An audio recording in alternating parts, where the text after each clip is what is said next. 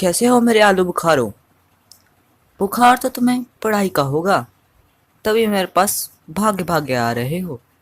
तो आज हमारा चैप्टर है फ्रेडलिज्म, और इसे पढ़ने से पहले हम जाएंगे फ्लैशबैक में।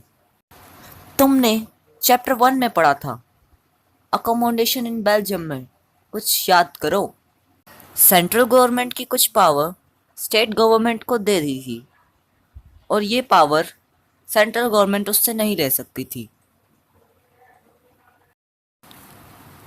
मतलब स्टेट गवर्नमेंट की पावर सेंट्रल गवर्नमेंट अब नहीं ले सकती, या फिर हम ऐसा भी कह सकते हैं कि स्टेट गवर्नमेंट सेंट्रल गवर्नमेंट पे डिपेंडेंट नहीं रहेगी। इस सिस्टम को हम फेडरलिज्म कहते हैं। फेडरलिज्म में दो या दो से ज़्यादा लेवल्स ऑफ गवर्नमेंट के बीच में पावर डिवाइड की होती है। इसके अलावा एक और सिस्टम होता है जिसका नाम होता है यूनिटरी सिस्टम, और उसमें सिर्फ एक ही लेवल की गवर्नमेंट होती है। फेडरल सिस्टम में दो या दो से ज़्यादा लेवल्स ऑफ गवर्नमेंट के बीच में पावर डिवाइड की होती है। यूनिटरी सिस्टम में सिर्फ वन लेवल ऑफ गवर्नमेंट होती है। फेडरल सिस्टम में पावर डिवाइड की होती है, और यूनिटरी सिस्टम में डिवीज़न ऑफ पावर तो हो ही नहीं सकता, क्योंकि वहाँ पर सिर्फ एक ही लेवल ऑफ गवर्नमेंट है। और फेडरल सिस्टम में डिफरेंट लेवल्स ऑफ गवर्नमेंट अपनी पावर एंजॉय करते हैं, मतलब वो इंडिपेंडेंट होते हैं।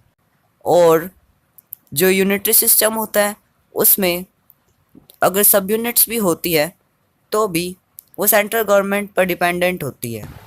तो अब हम पढ़ेंगे फेडरलिज्म के की फीचर्स के बारे में। की फीचर्स से याद आया, अरे मेरे घर की चाबियां किधर गई? हाय हाय, हाँ मिल गई। इसमें तुम्हारी एनसीईआरटी बुक में 7 फीचर्स दिए हुए हैं। तो चलो दोस्तों, खोलते हैं की फीचर्स से फेडरलिज्म का ताला। पहला फीचर है कि फेडरलिज्म में दो या दो से ज़्यादा लेवल ऑफ गवर्नमेंट होती है। सेकंड है, हर लेवल ऑफ गवर्नमेंट या फिर टायर ऑफ गवर्नमेंट के पास अपनी खुद की ज्यूरिस्डिक्शन मतलब पावर होती है in specific matters of legislation, taxation and administration etcetera. Jurisdiction मतलब power of levels of government constitution में बताई होती है, मतलब उनकी अथॉरिटी और एग्जिस्टेंस के बारे में कॉन्स्टिट्यूशन में बताया होता है। द फंडामेंटल मतलब बेसिक, प्रोविजंस मतलब स्ट्रक्चर। जो बेसिक स्ट्रक्चर है कॉन्स्टिट्यूशन का, वो कोई एक लेवल ऑफ गवर्नमेंट चेंज नहीं कर सकती। मतलब अगर सेंट्रल की हाँ है और स्टेट की ना है, तो फिर कॉन्स्टिट्यूशन में कोई बेसिक स्ट्रक्चर का चेंज नहीं कर सकते। चेंज करने के लिए दोनों लेवल ऑफ गवर्नमेंट्स की हाँ चाहिएगी। Courts have the power to interpret the powers of each level of government. Interpret का मतलब होता है कुछ बताना।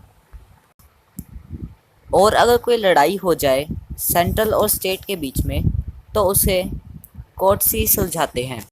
जो कोर्ट्स होते हैं वो एक एम्पायर की तरह काम करते हैं।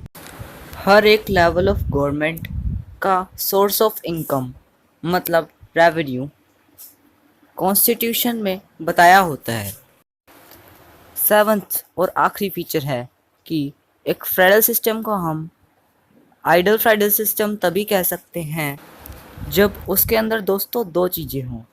पहली म्यूचुअल ट्रस्ट, और दूसरी एग्रीमेंट टू लिव टुगेदर। वो हमेशा साथ रहेंगे। उफ, गर्मी बहुत हो रही है, मैं पानी पीने जा रहा हूँ। टंकी में गर्म पानी के लिए जो दुआ सर्दियों में मांगी थी, वो अब जाकर कबूल हुई है। सच में भगवान के घर में देर है, अंधेर नहीं।